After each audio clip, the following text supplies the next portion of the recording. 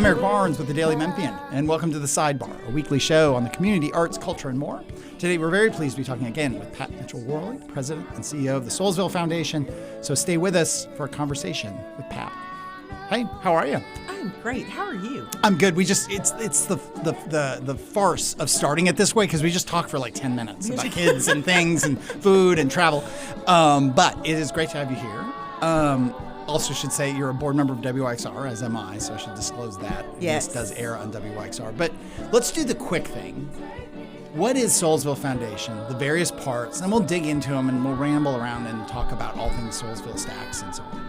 So the Soulsville Foundation is the parent organization of the Stax Museum of American Soul Music, the Stax Music Academy, and the Soulsville Charter School. So the charter school exists as its own 501c3, but the charter itself is owned by the Soulsville Foundation. So they exist in this, education world as a school and have their own accounting, have their own 990, all of the things. And then the Soulsville Foundation side is primarily Stax Music Academy and then the Stax Museum. So we like to explain it to people when they're still confused because, it's Soulsville. We make things complicated, I think, sometimes. And it is the museum and the music academy came first, and then years later came the Soulsville Charter School. And everyone asks, well, what does a museum, a school, and a music academy have to do? How is that related? And it still goes back to the Stax record story of opportunity. For more people, education is a way to be able to travel in the socioeconomic levels. You can go and have new opportunities for employment, for where you live, what you want to do with your life. The more educated you are, and pursuing education allows you just more avenues to follow. And so we see education as a big part. The Music Academy is focused on music education. The Stax Museum is the historical education. And then the school is academic education. Yeah. How much, we'll circle back to all this kind of stuff. How much did the HBO documentary, which is a couple years old now, right? I have no sense of time, none whatsoever. You could say it was 6 months ago, Eric, and I'd be like, oh, okay.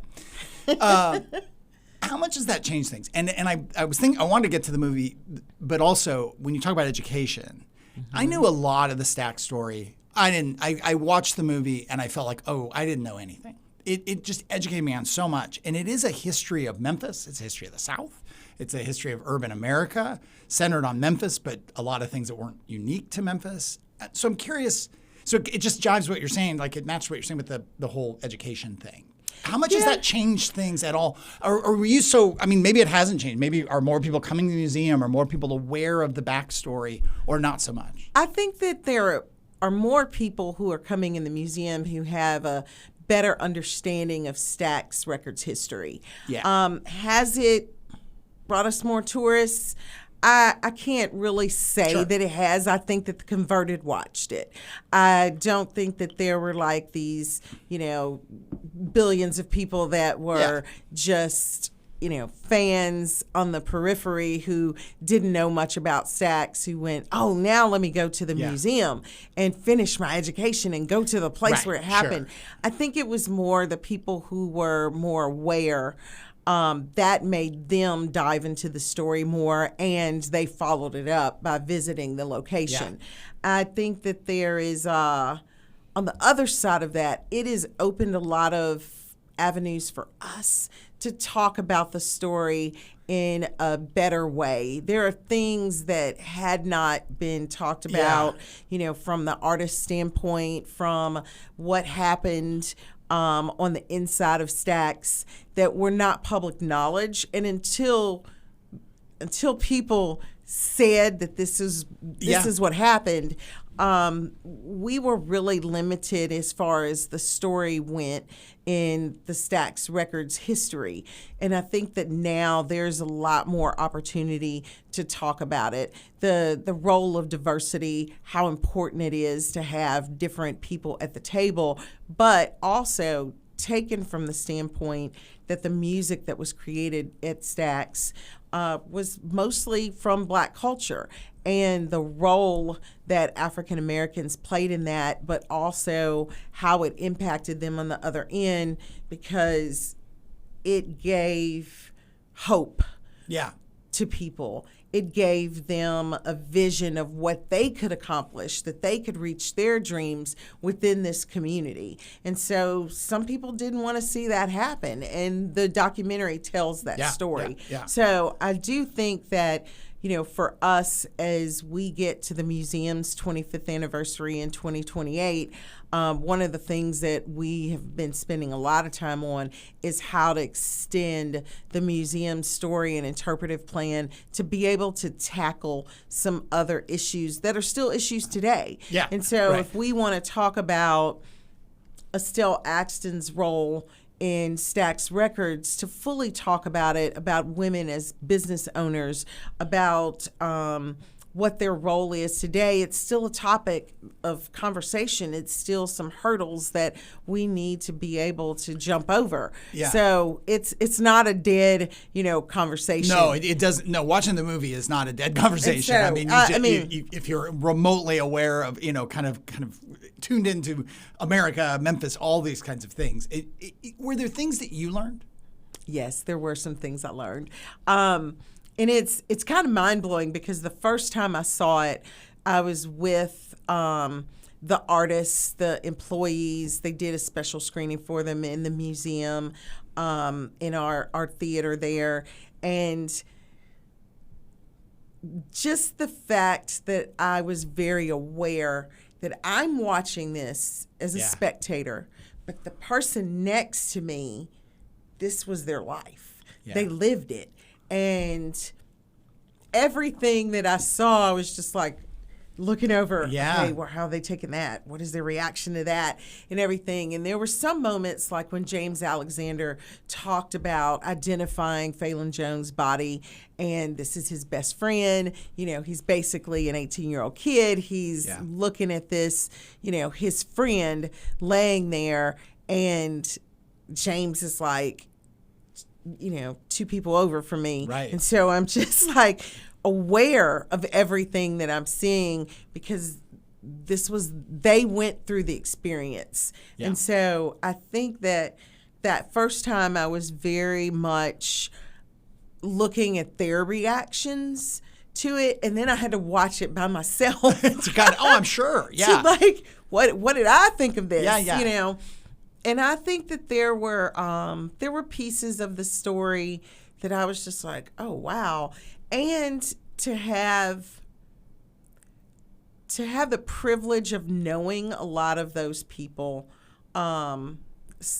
it was very easy to put yourself in their shoes and imagine, what were they thinking? You know, Al Bell's struggle after he was indicted and everything, and pieces of that have come out even more so after the documentary. You know, Mike Curb talks about being testifying for Al. John Fry from Ardent was a character witness for Al. And I remember at Willie Mitchell's funeral, one of the stories that Al, you know, got up and talked about was how when he couldn't pay his bills through that process, that Willie Mitchell paid his bills for him. So the big story is people are talking about the controversy of, you know, these studios or competition to each other and everything. Really, it was a tight-knit group of people, and they helped each other, and they worked together for the common goal of elevating Memphis music. And those pieces are there's more awareness on it due to the documentary, and then the other stories that people feel comfortable telling now. If people laid the groundwork and got it out there and saw that it was maybe received as they had hoped, right? And then people would follow up. Was there anything, I should remind everyone, if they're listening on WXR, we're here with Pat Mitchell Worley. She is president and CEO of the Soulsville Foundation, which includes the Stax Museum. Sorry, it's right in front of me. It's written down. That sometimes I'm better when it's not written down. Stax Museum of American Soul, the Soulsville Charter School, and Stax Music Academy, also host of Beale Street Caravan for 25 plus years. We didn't count exactly before we started. Somewhere in there. Yeah. Were there things that, and I'm not fishing for a controversy. I'm just curious, like, are things that, I don't want to say cause trouble for y'all, but just opened wounds or were did not go over well, you know, and you don't have to name those things. It just like, was there also any kind of pushback on the stories? I didn't hear of any pushback, but I did. It was very interesting after the David Porter, you know, Deanie Parker, Al Bell, James Alexander, after all of these people watched the documentary, watched that screening, and the response was, "Thank you." Yeah, that's great. And they said that to the, you know, to the documentarian, "Thank you for telling our side of the story finally." Right. And so there are lots of versions of the truth. You know, there is as I say, for those who say that, you know, well, Stax, it wasn't as diverse. Everybody didn't enjoy that factor. Everybody, you know, there were little pieces that, you know, people had issues with or commented on. And the best way I can explain it is they were human beings. Yeah. And what they hoped for, what they were pushing for was, yes, this utopia for music that reached all of these people, that they could be compensated fairly for what they created. And so that doesn't change if you look at music today and you look at the music business today and you look at all the Memphis musicians who are out there making money on their craft, being able to afford a living on their craft. That's still the goal, is that you get to create something that people connect to, whether it be emotionally, whether that they, you know, they have that moment that reminds them of being younger or another time in their life, or they, you know, they find a way that it talks about what they're going through. All of those things that come out in music and in art, artists, they put it out there, but they need to be compensated for that work. And so I think that was the goal overall at Stax Records, and is still the goal today. And well, it's a you know, it's a dream to have that utopia, right? To have that place where you're free to create, right? And you know, and have the internal duel of commercialism versus art or what have you. Well, we had, you know her very well, Elizabeth Kwan from Music Export Memphis on the show a week or two ago, something like that. And she taps into a version of that, right? Trying to support artists, trying to get Memphis music out there, but also living in the realities of it. It's a really difficult business. Yes. You know, we were joking before. I was in Nashville this weekend at the Ryman for a show. And when you're in downtown Nashville, one thing, you just see a lot of musicians. They're just clearly musicians who are working in the bars. Mm-hmm. I mean, you gotta have a day job, right? I mean, all this stuff has always been hard. That's not to take away from the difficulties of the Stax story, but it's just, and when you watch that, and then when you talk to like Elizabeth Karen, or you meet musicians, and we have musicians on from time to time, you kind of just go, why do you do it? But they do it for the reasons you are. I mean, the love for it, because they need to, because, you know, all that. Let me take a moment and do some housekeeping real quickly. Remind everyone, we're here with Pat Mitchell Worley, President and CEO of the Soulsville Foundation. We'll talk more about the school, about the museum, about the academy here in a minute. But let me do, as I said, some housekeeping. Remind everyone, this is the Sidebar. It is a podcast. It's a video podcast. It's also a radio show on WYXR 91.7 every Thursday at 11:30. We focus on the community, arts, culture, everything in between.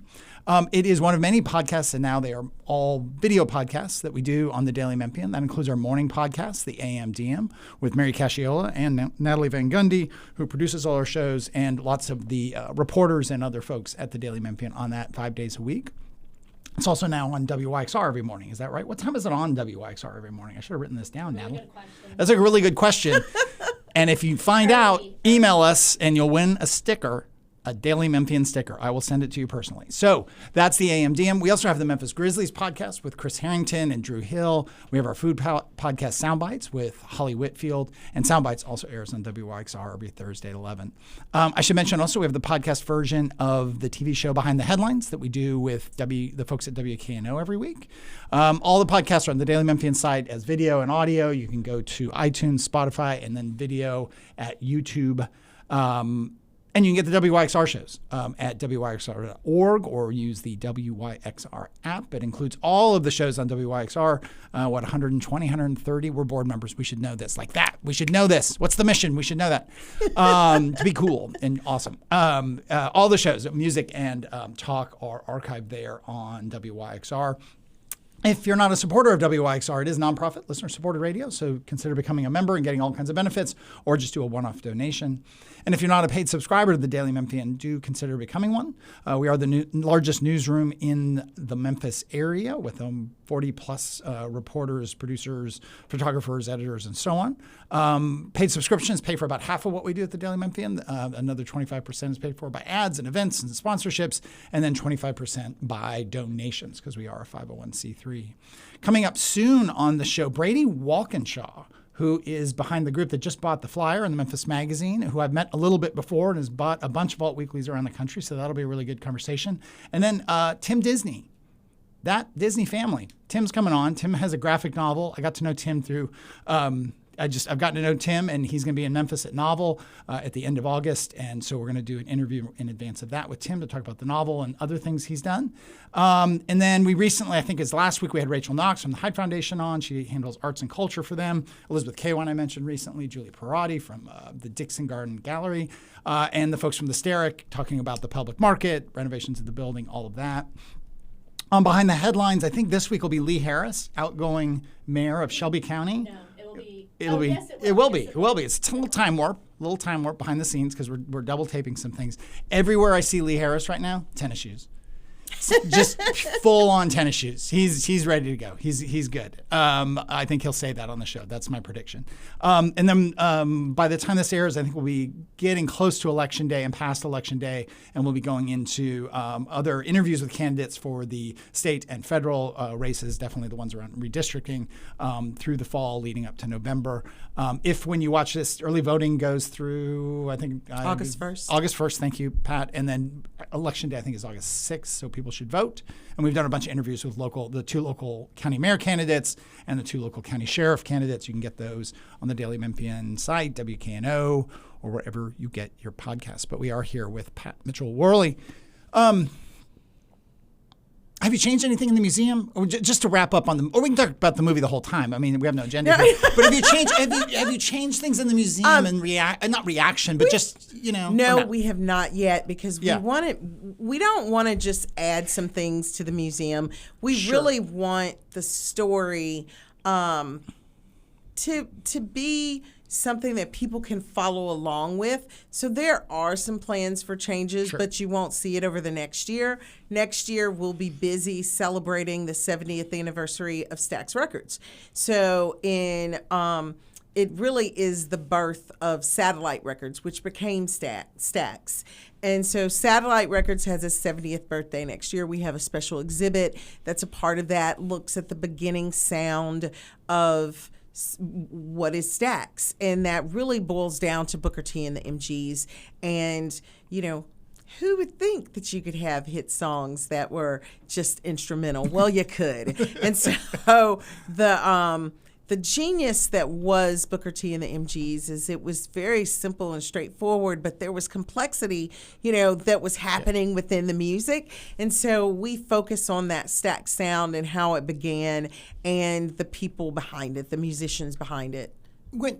So let's shift from that to Stax Music Academy, which is I'm going to do a really poor job describing it, and then you just openly correct me. For high school, junior high and high school age kids, it is not, you don't have to be at Soulsville School. It's an after-school program or a weekend program. It's a program other kids, they apply to get in. Yes. They learn music production, music business, music industry. You guys have done amazing stuff around the country in some really great settings. I think, some of the kids play with Booker T when he was here at Crosstown, maybe right before COVID or right after COVID? I was at that show. And then he also joined them at Lincoln Center. Yeah, he was their guest. Yes. And you couldn't tell the kids anything after that. It was just like Booker T was, guest appearance with us. But the Music Academy is all those things. Yeah. And it's so. Honestly, it's really amazing to be around young creatives. They're trying to figure themselves out. Sure. And we just provide them a safe place where they can learn music. They can learn the behind the scenes, how to make a living in music. And it's working. And we have some... I know that every person, every individual has their own path. But, one of the things that we saw in the Academy is we put an emphasis in 2008 on kids continuing their education. What does it look like after high school? We always have kids who are interested in going directly into the music business because they're getting jobs, so they want to move in that direction. And so we help them. We provide resources for them. We stay with all of our students till they're 25 so they don't get rid of us once they graduate high school. And that's probably a pretty big, probably a pretty nice network now for kids coming out. Like, is this a good college for what I want to do? Is this a good place to go work? Is this a good, that's a pretty big network of people. And the charter school does that also. They stay with the students until they're 25. Both programs, the school and the Music Academy, have 100% college acceptance. Not every student decides to continue on. In the Music Academy, we put an emphasis on continuing your education formally because the music industry is changing so quickly. And we have, at this point, we've got 93% of our students moving on to college, but over the last 5 years, we've had 96% of those stay in school. And so that's really important. That retention is really important because lots of people don't finish. And to help kids see it through, but they have the opportunity that while they're in school, they are not getting a job at Starbucks, but they're getting a job in the career that they want to pursue. And there's nothing wrong with working at Starbucks, but if you want to be a producer, working at Starbucks is not advancing you in your career. And so even through our Music Employees Program, which is the workforce development program that we have, the students are they're getting industry recognized certifications. They get a certification when they leave the academy, and it has helped them in their careers, but it's also given them a pathway in which to follow. How the little things work out, that's different for everyone, but to be able to say, hey, I'm interested in being an engineer. These are the schools that you want to go to. Then we help you find a scholarship at one of those schools, and we're able to guide them through their career, make connections for them and all that. And so it's a fabulous thing as a young person because everybody in the past has had to figure it out. Right. And I value the figure it out piece. I think it makes my generation just one of the most exciting generations ever because we had to figure everything out. Right. Right. But the changes are happening so quickly.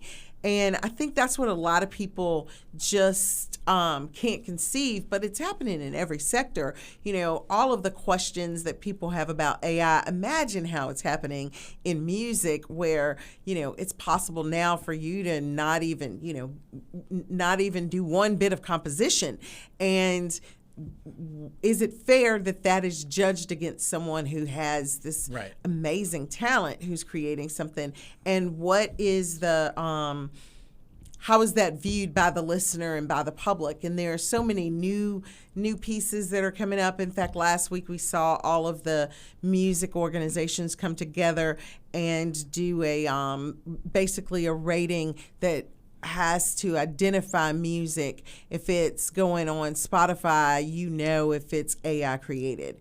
And so there's a label that goes with it. The Recording Academy. So far, I'll say what I've heard of AI music, I think I can tell. But it's getting better, and it's getting, and then it's in some ways, I mean, I assume part of this is it's derivative of a lot of work. Like it's back to the Stax story. It's just this kind of constant, taking of rights and work from people who work really hard. Anyway, I could go on a rant. And so there's, and that's the issue. Yeah. And there is, questions and conversations that are happening within all the music professional organizations on, how we adopt this, because AI is used in a lot of music, but that doesn't mean that it's creating. The human is not removed, from the process. And so the question, just like with everything else, the difference between something being a tool or it being the source. Right. And so there is, those are things that our students are learning about now,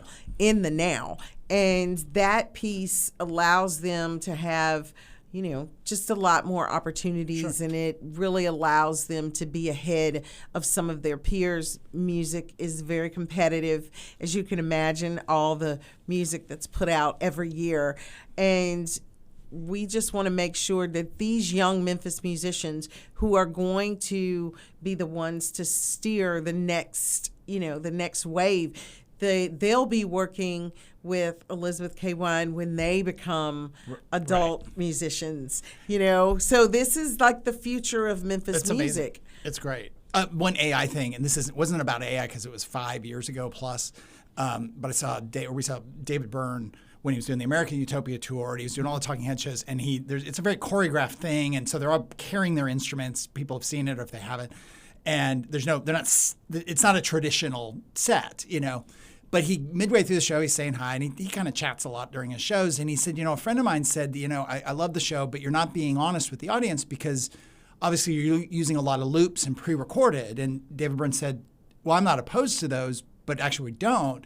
And so he introduced the band. They were all standing in one line. There's 11, 12 people up there. And they all started one instrument at a time. And it was kind of a funny and kind of a dramatic, not dramatic, but theatrical, funny, interesting thing to do. But there was a sense of like proving out this is real music, by them beginning to add each instrument as they went into the next song. And the audience also seeing the process. And like, and I don't know that I didn't think it was, but it would have been a fair assumption given the amount of loops and so on. And again, that's not AI, but it's kind of, precursor to some of that. With I have more questions, but we're really kind of out of time. So, going in next year, we'll get you back. I'll see you before then, but we'll get back on as you guys start going into the anniversary year and talking about what you all are doing.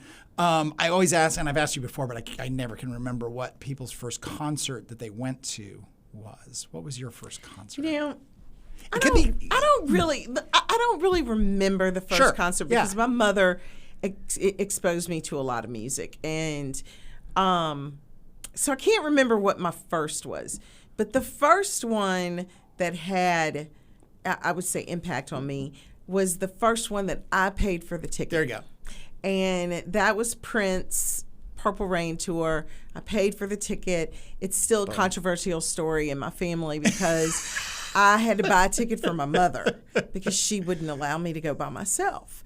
She trusts no one. And and I lost her ticket, and she was convinced that I did it on purpose, but I really didn't. I lost her ticket, and she wasn't going to let me go. And one of her friends at work said, "Yeah, we're gonna make this happen. Don't keep her from going." And so I got to go to the concert. Was that at Coliseum or? It was at the Coliseum. At the Coliseum. Yes. That's amazing.